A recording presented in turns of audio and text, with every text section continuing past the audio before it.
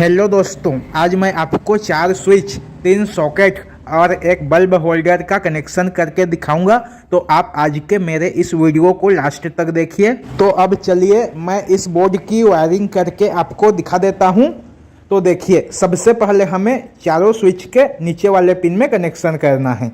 तो इस बोर्ड में 4 स्विच हैं, तो चारों स्विच के नीचे वाले पिन में हमें तार लगा देना है।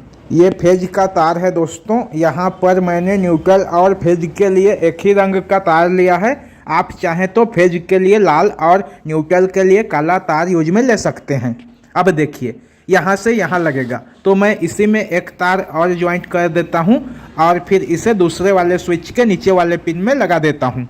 आपके बोर्ड में जितने भी स्विच रहेंगे, सभी स्विच के नीचे वाले पिन को हमें तार की सहायता से एक बना देना है, मतलब कि शॉर्ट कर देना है। अब देखिए, तीसरे वाले स्विच से हमें चौथे वाले स्विच में कनेक्शन करना है, तो मैं इसमें भी एक तार और ज्वाइंट कर देता हूं और फिर इस तार को तीसरे वाले स्विच के नीचे वाले पिन में लगा देता हूं। आप चाहें तो इस तार को सभी स्विच के ऊपर वाले पिन में भी कनेक्शन कर सकते हैं, यह काम कर जाएगा, लेकिन मैं सभी स्विच के नीचे वाले पिन में लगा रहा हूं। आप चाहें तो इसे ऊपर वाले पिन में भी लगा सकते हैं।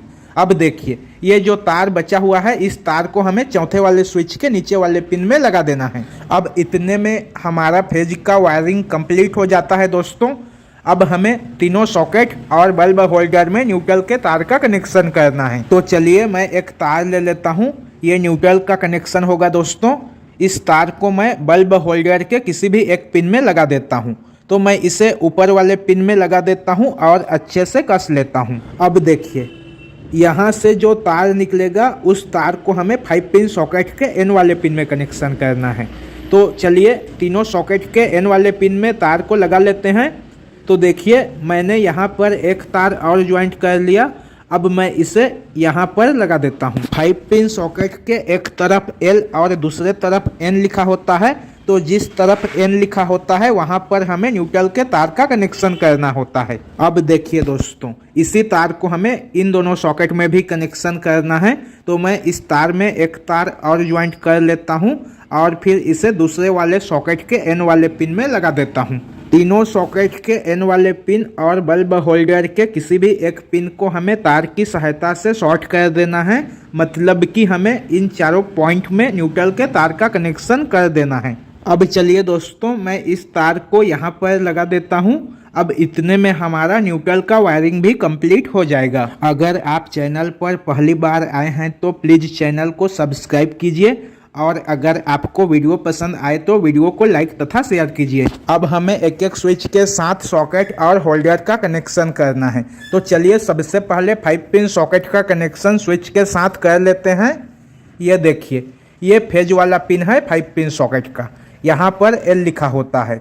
तो मैं यहाँ पर तार को लगा देता हूँ और फिर इसे अच्छे से कस देता हूँ। अब हमें इस तार को स्विच के ऊपर में कनेक्शन कर देना है। ये वाला स्विच इस 5 पिन सॉकेट का हो जाएगा दोस्तों। आप जिस भी स्विच के साथ जिस भी सॉकेट या होल्डर का कनेक्शन करना चाहें कर सकते हैं। तो अब चलिए दूसरे वाले सॉकेट का कनेक्शन भी दूसरे वाले स्विच के साथ कर लेते हैं। तो मैं सॉकेट के फेज वाले पिन में तार को लगा देता हूं और फिर इस तार को नीचे वाले स्विच के ऊपर वाले पिन में कनेक्शन कर देता हूं। ये देखिए, अब इस तार को हमें इस वाले स्विच के ऊपर वाले पिन में लगा देना है। दोस्तों, आपको मेरे चैनल पर सभी तरह का बिजली वायरिंग का वीडियो मिलेगा, तो आप मेरे चैनल पर जाकर देख सकते हैं। अब देखिए, हमें तीसरे वाले सॉकेट का कनेक्शन भी तीसरे वाले स्विच के साथ करना है। तो मैं सॉकेट के L वाले पिन में इस तार को लगा देता हूं। अगर आप 5 पिन सॉकेट के जगह पर 2 पिन सॉकेट का कनेक्शन करना चाहें तो कर सकते हैं। अब देखिए, इस तार को हमें यहाँ पर लगाना है। ये वाला स्विच तीसरे वाले सॉकेट का होगा, तो इस तार को हमें तीसरे वाले स्विच के ऊपर वाले पिन में लगा देना है। अब हमारे पास बल्ब होल्डर का एक पिन और चौथे वाले स्विच का ऊपर वाला पिन बचा हुआ है, तो इन दोनों में भी हमें तार का कनेक्शन कर लेना है। ये चौथा वाला स्विच बल्ब होल्डर का होगा दोस्तों। आप किसी भी स्विच को कहीं पर भी कनेक्शन कर सकते हैं। आप जिस वाले स्विच से जिस सॉकेट या फिर बल्ब होल्डर का कनेक्शन किए रहेंगे, वो वाला स्विच उसको ऑन ऑफ करेगा। अब इतने में हमारे इस बोर्ड का वायरिंग कंप्लीट हो जाता है। अब हमें इसमें सप्लाई के तार का कनेक्शन करना है। तो सप्लाई के तार को कहाँ कहाँ लगाना है चलिए मैं आपको दिखाता हूँ। तो देखिए मैंने 2 तार ले लिया है सप्लाई के लिए। इसमें का जो न्यूट्रल तार है उस तार को हमें तीनों सॉकेट में से किसी भी एक सॉकेट के न्यूट्रल वाले पिन में लगा देना है। तो मैं यहाँ पर लगा देता हूँ न्यूट्रल वाले तार को। आप इसे किसी भी सॉकेट के एन वाले पिन में लगा सकते हैं। अगर आप चाहें तो इसे बल्ब होल्डर के न्यूट्रल वाले पिन में भी लगा सकते हैं। तो देखिए मैंने न्यूट्रल के तार के साथ इस तार को ज्वाइंट कर दिया। अब मैं इसे वापस से 5 पिन सॉकेट के एन वाले पिन में लगा देता हूं।